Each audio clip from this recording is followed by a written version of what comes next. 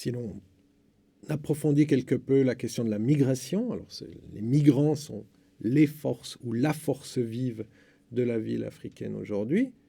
Alors, il y a à la fois, quand on parle de migration, la question de la répulsion et de la question de l'attirance. Alors, les villes attirent, mais on a aussi les campagnes qui font que les gens se sentent obligés de migrer vers la ville. Pourquoi ?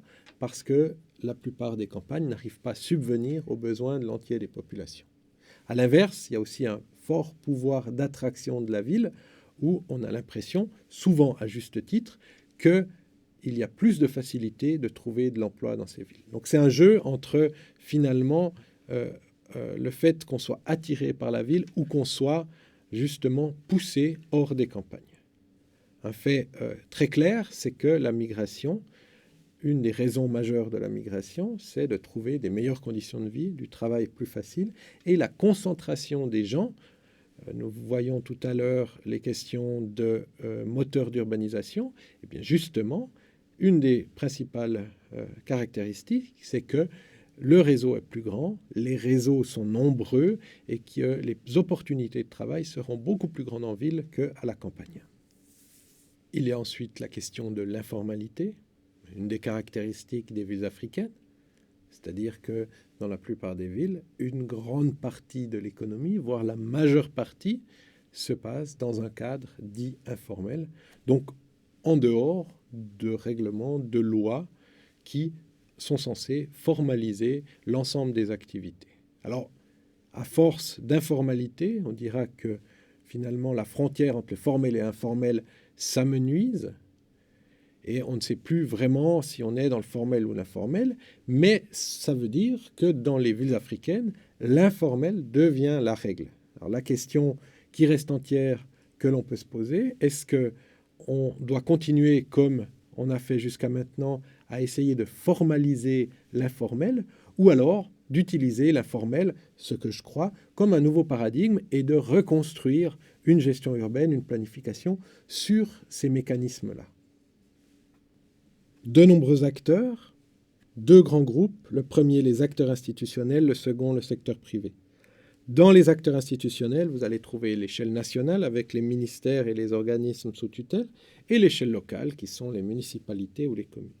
Dans le secteur privé, par contre, on a à la fois le secteur dit formel ou associatif, les entreprises, les ONG, les partenaires du développement, et la question du secteur informel, la communauté des pauvres, monsieur et madame tout le monde, les habitants des villes. Certains peuvent être des actifs informels, c'est-à-dire qu'ils essaient de s'organiser, mais toujours de manière informelle.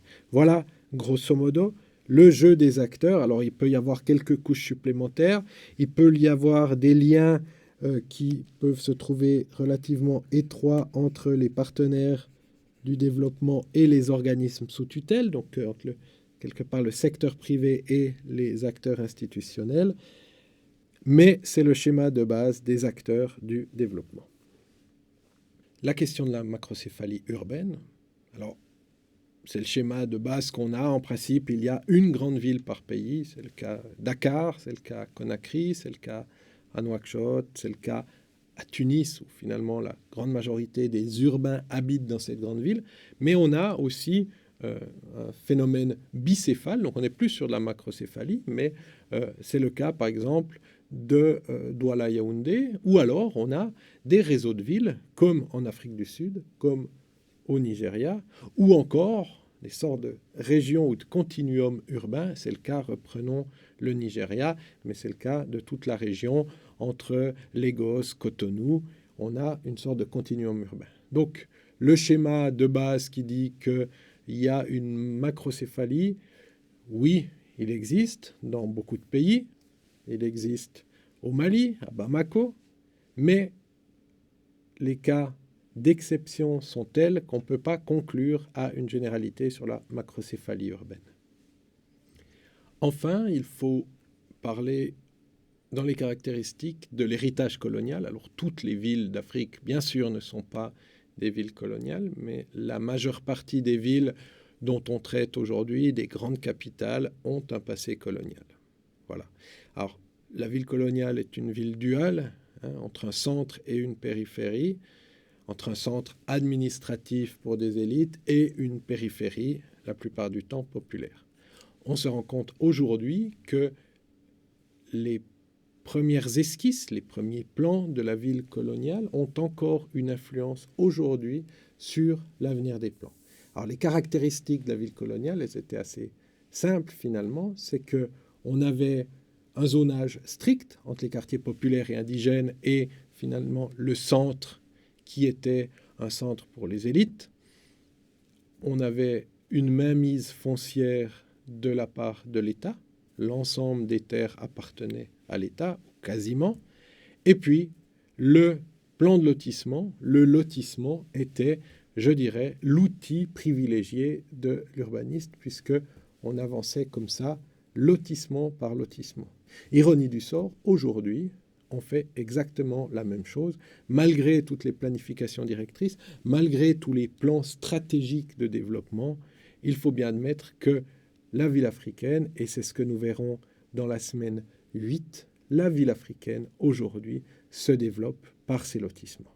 Donc l'enjeu, il est périphérique, nous l'avons vu, et l'enjeu, il est aussi sur la compétence des urbanistes à créer de la spatialité dans les lotissements, puisque la clé de la ville de demain se trouve en périphérie dans les futurs lotissements. Pour terminer ce tour d'horizon des villes africaines et de leurs caractéristiques, parlons de ce qu'on a appelé la crise urbaine. Alors, la crise urbaine, c'est une rupture dans un certain nombre de régulations. Première de ces ruptures, c'est l'explosion spatiale. La ville grandit en termes de surface beaucoup plus vite qu'en termes de population. Et même si le chiffre d'accroissement de la population est soutenu, l'explosion spatiale, donc la superficie couverte par la ville, est beaucoup plus grande et il y a une déconnexion entre spatial et nombre d'habitants.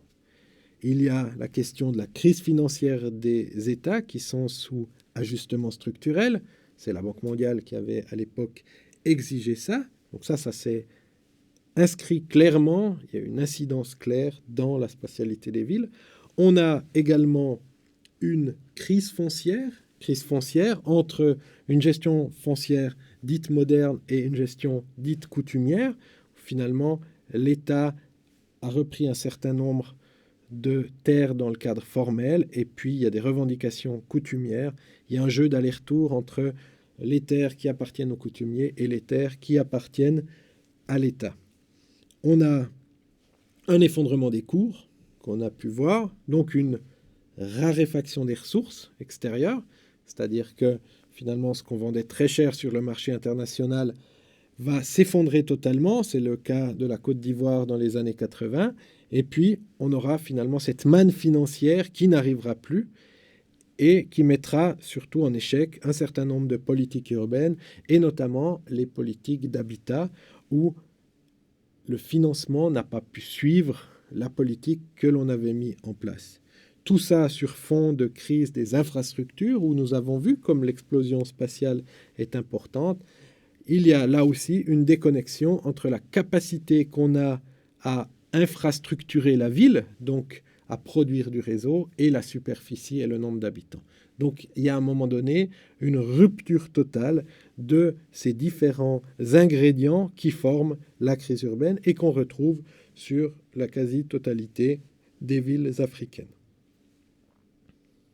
Voilà, nous n'avons pas abordé la question historique, la question précoloniale, bien sûr. On ne va pas prétendre que la ville n'existait pas avant la période coloniale. Ce qui nous intéresse, nous, ici, c'est majoritairement tout de même les villes coloniales, puisque c'est celles qui ensuite vont donner les grandes capitales des États. C'est la majeure partie des villes que nous allons étudier pendant ces quelques semaines. Mais gardons à l'esprit que le tissu urbain, et notamment au Nigeria, il y avait un fort tissu urbain avant la période coloniale.